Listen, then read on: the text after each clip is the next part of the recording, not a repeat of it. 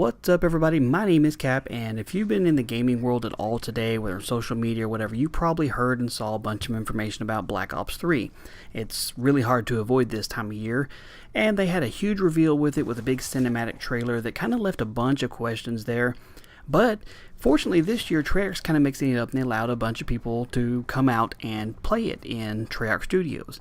Now, I wasn't one of those, unfortunately, but I'm not exactly known for Call of Duty here. It's a big part of my channel, has been since I very first started. I have a good sized following of people that watch me for Call of Duty, so I like to give my thoughts and opinions and videos and stuff on it. It's good background to have playing there. Now, with the hype that's rolling around there, what that leaves is a lot of questions and a lot of people jumping to conclusions, and they're seeing some information and making some, hateful statements based on something that they're not quite sure of yet. And one of the first things that everybody's up in arms about or really hyped about or making a big deal about is movement. Movement is very important to Call of Duty. If it's too slow or if it just doesn't flow right, it'll never play right. And that's something Call of Duty has always been great about, is how the player movements through the maps and how their twitch reflexes actually work out. And that's the way it should be. Well, a lot of people hated the way Advanced Warfare worked out with the boost jumping the exosuits. I personally didn't have a problem with it at all. The only thing I didn't like about Advanced Warfare was, since I don't have current gen systems, I was playing it on PC, meaning the player pool was much smaller and I was restricted to just a few game types. The game itself felt fun. I mean, I didn't like necessarily all the score streaks and stuff they put in there. I thought some of that was kind of boring, but as far as the actual movement-wise, I thought it was fine. But with Black Ops 3, they're no longer doing the exosuits. They're having kind of a boost, if you will, sort of a little thruster. And what it'll allow you to do is to be able to kind of hold it down to increase your distance of jump or your height of jump, or things like that, be able to change directions kind of quickly there. But it's not going to be just a one button push, here's your jump, that's the same way like Advanced Warfare was, where every time you push it, it always jumps the same amount. This one will allow you to be able to control it and kind of change it up as you're jumping. I personally think it's going to be fine. Now, they showed and people talked about the wall running there, and everybody was like, oh my god, they're completely ripping off Titanfall.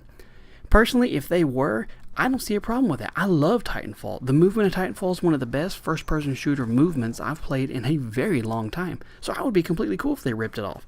But they didn't. The movement in Black Ops 3 that allowed you to wall run is only going to be really restrictive to certain kinds of walls. In Titanfall, you could run and bounce off and keep your momentum going on every wall, on every building in the entire game. And from a few of the people I talked to that got to play it or whatever, they said, no, that's not the case in Black Ops 3. There's only some kinds of walls that you can jump on. Like a couple of the maps they played on, there may have only been 2 or 3 spots where you could actually wall run, and most likely it'll be strategically set up so you can get from like one part of the map to the other if you keep it going, but it's not going to be every single building throughout it where people are just wall bouncing off everything. So I don't really think that's going to be a problem. And as far as the boost jumping goes, they said it's not going to be able to like super high up there because all the Call of Duty maps in Black Ops 3 are going back to the original style of the 3 lanes, which is imperative to Call of Duty. It's always been that way until recent games. Them going back to the 3-map lab is actually a wonderful idea. That's what everybody likes, or most people like, and me personally, I like it that way. But they're also going to limit verticality to only 2 levels, so you're not going to end up with these huge different kinds of structures or people on multiple levels of buildings and dropping down below the map in certain areas trying to get up there. It's just going to be a simplistic level of verticality that we're kind of used to in the Call of Duty universe, with be able to kind of move around certain parts of the map a little bit faster, but it's still going to be primarily, I think, boots on the ground, which is what a lot of people want. The next major big piece of news that they brought with Call of Duty Black Ops 3 reveal was theater mode's coming back.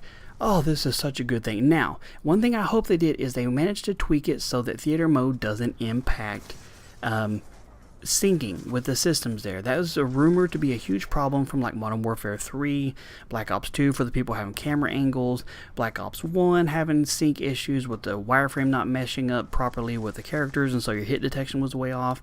It always seemed like theater mode was the scapegoat of causing problems in the games. I'm hoping that's not the case. I'm hoping they got it dialed in so that theater mode works as kind of a background thing that doesn't impact the gameplay at all, because I miss having theater mode. I'm one of the people that like to play for hours on end, and if I get a good gameplay, I'm like, yeah, that was a good one, I want to save that, and I can flag it and save it for later on, go back and record it later at a better date when I have more time to.